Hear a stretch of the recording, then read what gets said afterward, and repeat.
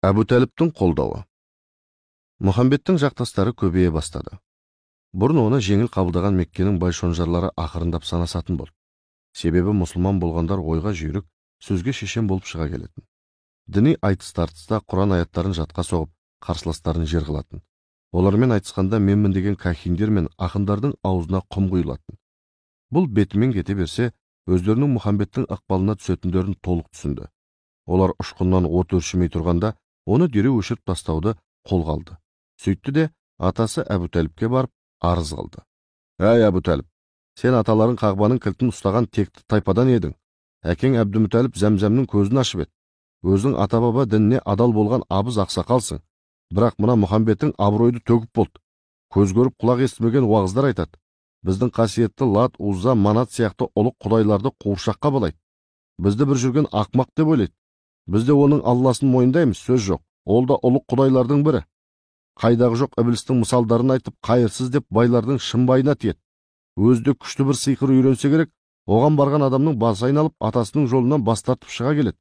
Үйіне барып бірнеше рет ескерттік те. Әй кәпірлер, сенің дінің саған, менің дінім маған деп өлең оқып кетті. Жердің үстімен барып едік, масқара болып жердің астымен қайттық. Енді ол бала бір тыңдаса сені ғана тыңдайды.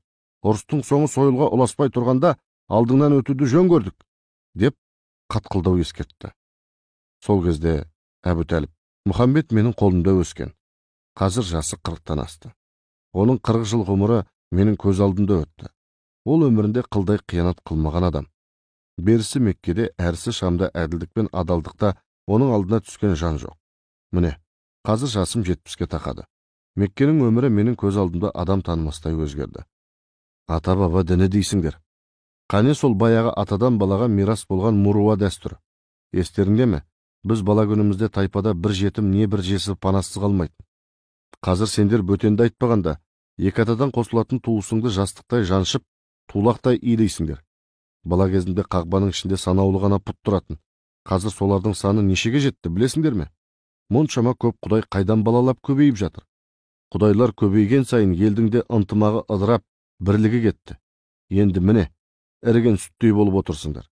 Әбу Тәліп, дәстүріңді қайдан, бірақ біз құдайымызға адалмыз, деп біреу сөзін бөлді. Сен өйтіп сөзді бөлме. Мен де жақсы білем. Бүгінде сендердің құдайларың алтын мен күміс. Менің Мұхаммедім ешқандайда жаңа діні ойлап тапқан жоқ. Керісінше әлсізге жақтасатын, бәрін өзімен тең көретін мұруа дәстүрін жаңғыртып жатыр. Сондықтан мен оның жағындамын. Оған жала жаппаңдар.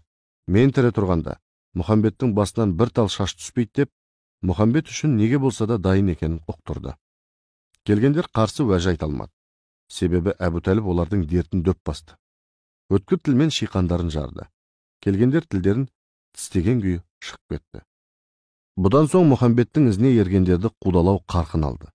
Пайғамбардың өзінде реті келсе мұқатып қалатын.